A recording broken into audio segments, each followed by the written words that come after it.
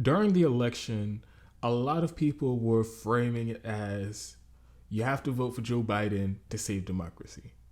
A vote for Joe Biden equals saving democracy. He's the savior of democracy and all that nonsense. I had a problem with that because Joe Biden and the Democratic Party itself is also a threat to democracy, and they've played as much a role in the destruction of our democracy as anyone else. So when you frame it that way, you give them this unearned moral authority on the issue and this arbiter of what's good for democracy and what's not. And when you give people who are also a threat to democracy that kind of power, they will definitely use it to undermine democracy. And that's exactly what is happening now. So Barack Obama did an interview with Vox the other day, and he had some chilling comments about the internet. As it says in the title, Barack Obama in this interview says that the internet is the single greatest threat to our democracy. First things first, Barack Obama is a fucking liar. I know for a fact he's lying here. I'm not quick to throw around that word and make that accusation. I usually give people the benefit of the doubt, but I know for a fact he's lying when he says that the internet is the single greatest threat to democracy. And I'll get into that later on in the video. But also, this is a giving more, it's pushing for more censorship on the internet, like the Democrats have been doing for the last 4 years. This under the guise of, we have to protect the gullible American public from fake news. So we have to prevent them from seeing things that might be untrue. And again, this is a ridiculous position to take. One, because it's fundamentally against the First Amendment of the Constitution, because the government is now regulating what's true and what's not, and what people get to see and what they don't get to see, what they get to say on the internet and what they don't get to say on the internet. And it's, like I said, it's ridiculous because a lot of times the politicians, the Democratic Party, the established institutions, the mainstream media, they're the ones who are doing more fake news and lying to the public more than anyone else. So to give them this authority about what's true and what's not it's so insane to me. So I'm going to get into this interview because it is bonkers. And anybody who follows and use anybody in new media, this is a eye-opening story. It's a very telling story, and I think everybody should be talking about this. But first, you guys already know the deal. I'm trying to make the show my main thing, but in order to do that, I need to make it sustainable, and that is very hard to do with this new air of censorship on the internet. At any time, any of my social media accounts can be suspended, deleted. My videos could be banned on YouTube, anything like that. So if you want to help support independent media, I have the link to my Patreon account in the About page of my YouTube channel. If you feel more comfortable doing a one-time contribution, I also have a link to the PayPal on my About page on my YouTube channel. And I'm doing this partnership with this company called Mask Up, where I have a special link in the About page of my YouTube channel. If you click the link and go to their website and purchase one of their reusable cloth masks that are about $17, I get 20% commission. It costs nothing extra to you. I would just get 20% off of whatever the total of your purchase is. Now, back to this story. Now, at the beginning of this, I assigned the most nefarious intent and motive behind these comments from Barack Obama. I know for a fact he's lying because he's a constitutional lawyer. He was the United States for 8 years at the height of power. He knows how the sausage is made, and he knows the influence of money in politics. If you know how corrosive and destructive the influence of money in politics has been to our democracy, there's no way you believe that memes on Facebook pose a greater threat. There's no way you believe that. Barack Obama himself, his entire cabinet, all of his the people in the highest positions of his government, they were picked because his largest campaign donors in 2008, Citigroup, Wall Street financial institution, Citigroup was his number one contributor to his 2008 campaign. They sent Barack Obama an email with a list of all his cabinet picks by name. So simply because they gave him more money, essentially legalized bribery. They gave him more money than anyone else, so they get to pick the top positions in government. Are you really going to tell me the same man that took that list from Citigroup, a list of his attorney general, his secretary of state, secretary of defense, his secretary of treasury, the Fed chair, he took that list and hired every single one of those people? You really think he doesn't know how corrosive and destructive money in politics is to democracy? What part of democracy is, oh, whoever gives you the most money, they're the ones who get to write public policy? Which part of democracy is that? That's an oligarchy. That's a plutocracy. So you want to talk about threats to democracy? It's funny how you never mentioned the influence of money in politics. That's why I'm saying he's a fucking liar. He's lying through his teeth. I know he doesn't believe that, like I said, memes on Twitter from randos on fucking the internet. I know he doesn't think that's a bigger threat to democracy than the shit that he did as president, much less all the other, the corrupt shit that goes on in our government. You want to talk about single greatest threats to democracy? For basically decades now, the executive branch has been at war with the Constitution of this country, the supreme law of this country, violating it in every which way you can possibly imagine. They've gone after the First Amendment, prosecuting whistleblowers and journalists under the Espionage Act for reporting embarrassing and stories about the government and exposing the government's crimes. Our executive branch has gone after them for that in violation of the First Amendment of the Constitution, cracking the heads of peaceful protesters across the country, exercising their First Amendment right. That's a threat to our democracy. Protest, civil disobedience are as fundamental parts of democracy as voting. And it has become accepted practice in the United States to meet peaceful protest with violent, unlawful assault by law enforcement and false arrest. That's a giant threat to democracy. I think that's bigger than memes and shit on Twitter. The mass surveillance violating the Fourth Amendment of the Constitution. The government doesn't need a warrant for anything anymore. They have access to all your emails, your phone calls, your text messages, your internet history. They have access to all of that without a warrant. Illegal, unlawful mass surveillance that's been going on since the Bush administration. That's a giant threat to democracy. And Obama expanded the mass surveillance when he was president. And you're going to tell me that the shit that people are saying randos are saying on Twitter and Facebook, that's a bigger threat to democracy. That's what I'm saying. He's a fucking liar. I know he's lying because, like I said, he's a constitutional lawyer. He went to law school, specialized in the Constitution. Then he went on to teach constitutional law as a constitutional law professor.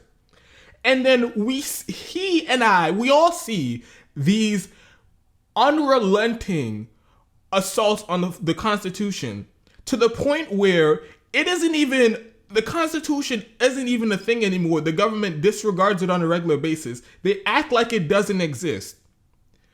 So, and then that same person, constitutional law professor, is going to come out and act like, oh, no, those aren't a big deal. Don't worry about that. That's not a big deal. We don't have to worry about those things. We don't have to rein in the power of the executive branch. Don't worry about that. What we really need to do is censor what people are saying on social media. So what other takeaway is there other than he's lying for a nefarious purpose? He's lying to get to his end goal, which is more censorship on the internet. That's not an honest disagreement. He's not an honest actor here. I don't mean to bury the lead here, because in this interview, he just outright calls for government regulation and increased censorship by the social media platforms. He calls for that, and I had that quote, and honestly, that's one of the most chilling things I've read from a government official in a very long time. This is Obama quote: "I don't hold the tech companies entirely responsible because this predates social media. It was already there, but social media has turbocharged it. I know most of these folks. I've talked to them about it. The degree to which these companies are insisting that they are more like a phone company than they are like The Atlantic, I do not think is tenable. They are making editorial choices, whether they've buried them in algorithms or not. The First Amendment doesn't require private companies to provide a platform for any view that is out there. At the end of the day, we're going to have to find a combination of government regulation and corporate practices to address this, because it's going to get worse.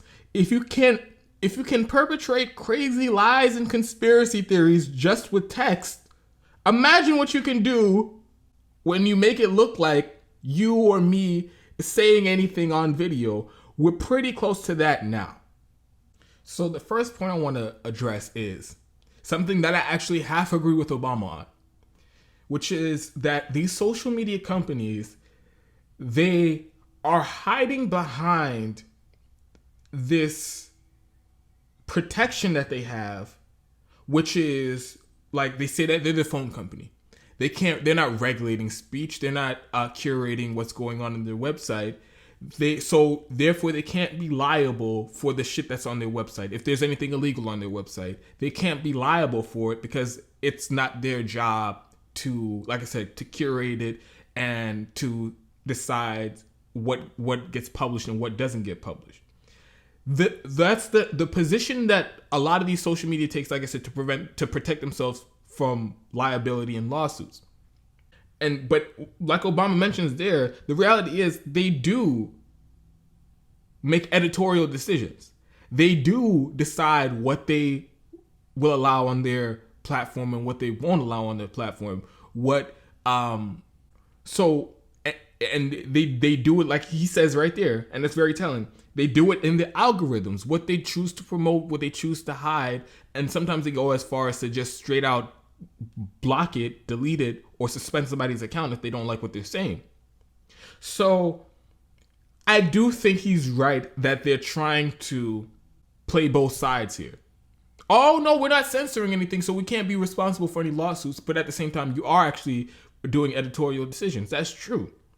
But where we differ is, what do we do about that? My position is, like many people on the left, these social media companies, they have gotten so large, they have basically become the new public square, especially now during COVID, where people can't even really gather in public, have physical gatherings anymore. So the public square is online. That's where all the public discourse is happening. Therefore, that needs to be protected. People's rights on the internet need to be protected. You can't just say, I don't like what you said. I don't think what you said is true. Therefore, I'm going to permanently ban you from ever having conversation with people on the internet. That's not a power that some rando executive at Silicon Valley should be able to just use willy-nilly. Therefore, that's why I think it should be regulated like a public utility. As long as you aren't breaking the law, then anything goes. Anything goes on social media. They can't censor you. They can't ban it. They can't, like they're doing with Donald Trump, they're trying to put it behind some type of filter where you have to, oh, we think this is false, therefore you have to click and verify that you want to see this because, oh, we don't want people seeing fake news. No, none of that. Anything you believe, anything you want to say goes, as long as it's not illegal. That should be how we view Twitter and Facebook and Google and all these social media platforms, because they are the new public square. That is where discourse is happening. And if you're not allowed to say whatever you think on the internet, then you're not really allowed to say it anywhere.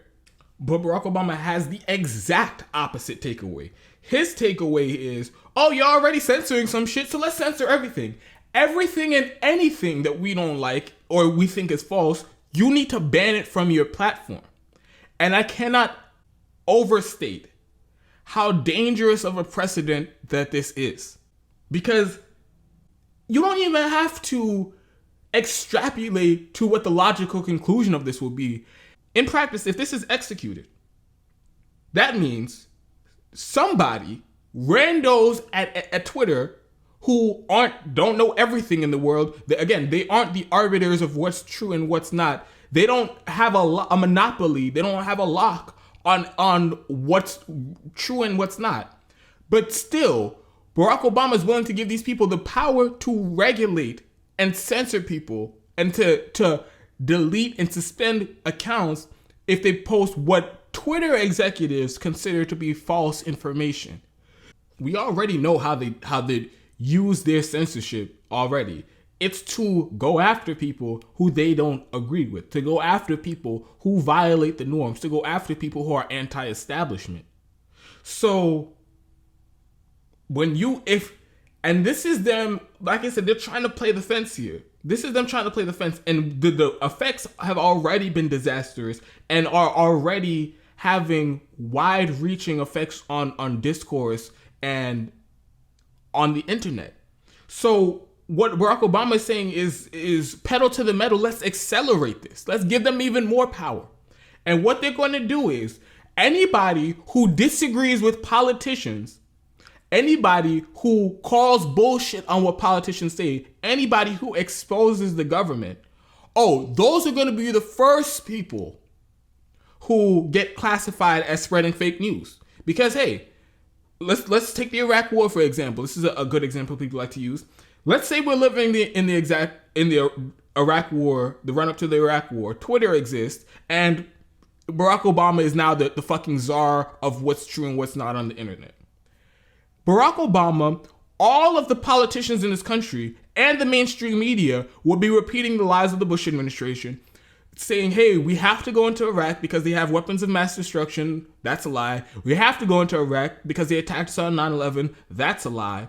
And then what would happen is all of the what they like to call official sources, the verified accounts, all the trusted sources, they're going to be saying we have to go into the Iraq War, even though it was bullshit. They're going to say it's the truth. Twitter would say, hey, there's some randos here saying you guys are lying.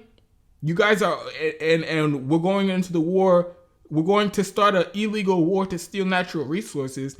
And the mainstream media, CNN, ABC, and all these other people are saying we're doing it to defend our country.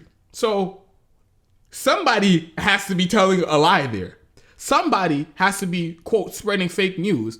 And what Twitter executives would do, what Facebook executives would do, they will err on the side of power and the establishment and grant them the benefit of the doubt every fucking time and say, hey, like I said, these are the trusted, verified official sources. Therefore, I'm gonna have to go with them and believe that they're the ones telling the truth. And everybody else who's saying the Iraq War is bullshit and it's a lie and it's a money grab for the military-industrial complex.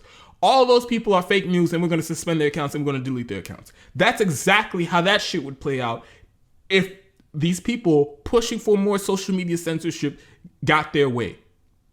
And that is, like I said, I cannot overstate how destructive this is going to be to political discourse in this country. So I want to push back on the framing that a lot of people use when having this discussion that Obama used here too, which is that, these are just exclusively decisions being made by a private company. Therefore, it's not subject to violating the First Amendment of the Constitution because it has nothing to do with the government. That's not exactly true, because all of this push for censorship is coming from the government. It's coming from political operatives. So it's not entirely divorced from demands that the government is making. In fact, you remember the video I did about Facebook completely removing independent or suspending the account of this independent news outlet because something they might have had connections to some entity, some company in Russia. And it was the FBI that came to executives at Facebook and say, hey guys, what are we doing here? These guys might be some way loosely, tangentially connected to some company in Russia. Therefore, even though they're paying independent journalists to do original reporting and analysis, even though all that's true, something Russia, therefore you guys have to ban it. And then the executives at Facebook were like, hey, the FBI came to me. What am I going to do? Argue with the FBI over this? So they banned it explicitly because that's what the FBI told them to do. So, like I said, I'm arguing to make these public utilities, but there's still an argument to be made as it exists now. What's happening is still a violation of the First Amendment because it's the government that is initiating the censorship in most of these cases. So another elephant in the room in this whole fake news conversation is like something I touched on a little bit earlier. The government does more fake news. The mainstream media does more fake news than anybody else. So, but they will never be the target of the censorship. Twitter will never ban. Now, Donald Trump might be the exception to the rule because they just don't like Donald Trump, so they're willing to do it, censor him because they don't like him, and put up his filters, put his tweets behind filters and stuff like that. But they're never gonna ban Joe Biden when he comes out and says, "Oh, we can't do Medicare for all. It's too expensive. It costs too much." That's fake news. That's a lie. That's misinformation, deceiving the public. They're never gonna put that behind a filter. They're never going to suspend his account because he's in power. He's part of the establishment. So the censorship always cuts one way, and that's anybody who's not the establishment. Independent voices, regular ass people in the country, that's exclusively who's going to be the target of the censorship. And let me get back to another quote that I already read. At the end of the day, we're going to have to find a combination of government regulation and corporate practices to address this. So this is what is the most concerning about this, because it's not like some rando blue check on Twitter who has strong feelings about censoring Twitter and Facebook and social media and all that, who's just, spouting off and nobody's listening. No. This is Barack Obama, former Democratic president, and we are about to have an incoming Democratic administration where he has immense pull. So this, believe me when I say that this is the strain of thought in the Biden administration. And not only that, it's worse because they have the people in his cabinet, in his inner circle, to implement this exact kind of terrible censorship. You have Twitter executives who's serving on Biden's transition team. Some of them went and worked for the Biden campaign. Lobbyists for Google and Facebook gonna get positions in Biden's administration, in positions where they have influence to implement policies just like this. And we already see how far they are willing to go in this censorship. Lest we forget the whole Hunter Biden and Burisma fiasco, where Twitter took the unprecedented step of suspending the account of a news outlet because they made some weird decision that they think the story is false, even though they had absolutely no evidence to prove it's false. But whether it's false or not is irrelevant. They took it upon themselves to outright ban the story and prevent anybody from even sharing a link to the story, not just on public tweets, even in private DMs. These were powers we didn't even think that they had. And they were willing to do it in protection of Joe Biden because the story was coming up before the election and they did not want any negative press attention on Joe Biden. So they did everything in their power to suppress the story and bury the story. Same with Facebook too. So now all these executives, they're going to be meeting in rooms with the Biden administration, crafting policy going forward that are going to be just as chilling and anti-free speech as what they did with the New York Post story. So this should frighten everybody. And there's a lot of talk about, oh, Biden might not be able to do everything he wants because Republican obstructionists in the Senate. Say you believe that argument. What we do know is a lot of the stuff that they're calling for, they probably wouldn't even need congressional approval to do anyway. They could probably just do it with executive action and like they said, crafting or corporate practices to enforce censorship. So this is really, really bad. And one last quote I want to get to, because this is at the root of all of this. Quote, "If we don't have the capacity to distinguish what's true from what's false, then by definition, the marketplace of ideas doesn't work. And by definition, our democracy doesn't work. We are entering into an epistemological crisis." So here's the thing. Is there a giant divide in what Americans believe and people just picking and choosing the reality that they want to subscribe to? Yes, that is a thing. But the problem is not social media. The problem is, because like he even alluded to in one of his quotes before, this divide and inability to decide what's true and what's not in the country, that's been around before social media. So the problem is not social media. Social media just exacerbates and puts it on display even more clearly.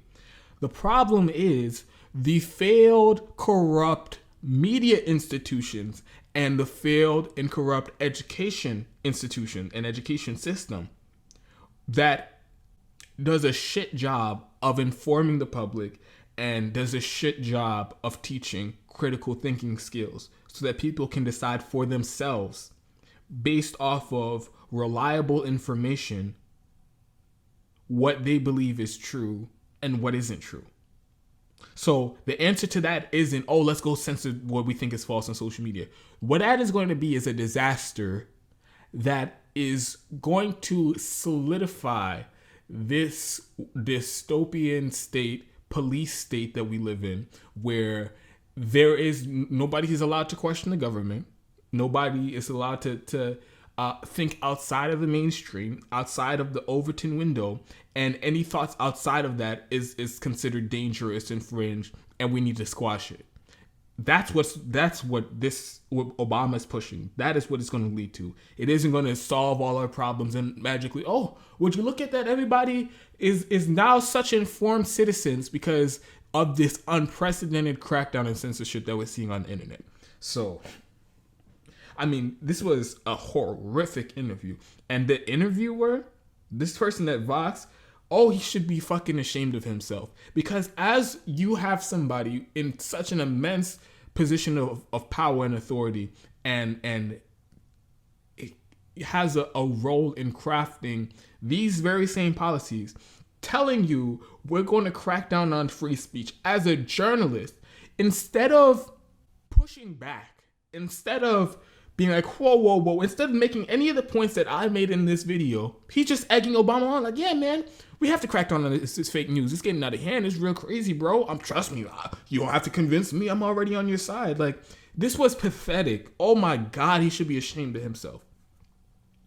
But this is the current state of affairs. And this is what you get when you were pushing Russiagate for 4 years. Because it was intertwined. You could not separate the Russiagate nonsense and hysteria from this crackdown on, quote, fake news. You could not separate those two. And if you weren't pushing back on Russiagate, what you were doing is paving the way for this widespread crackdown on independent speech, on free speech in this country, and on the internet. That's what you were doing. And still to this day, people who call themselves leftists, people who call themselves progressives, like TYT, Cenk Uygur, and Casper, and all the gang, the biggest online news outlet in the world, they are still pushing Russiagate. They are still defending the censorship of people that they don't like on the internet because they don't like them. And this is where it leads to.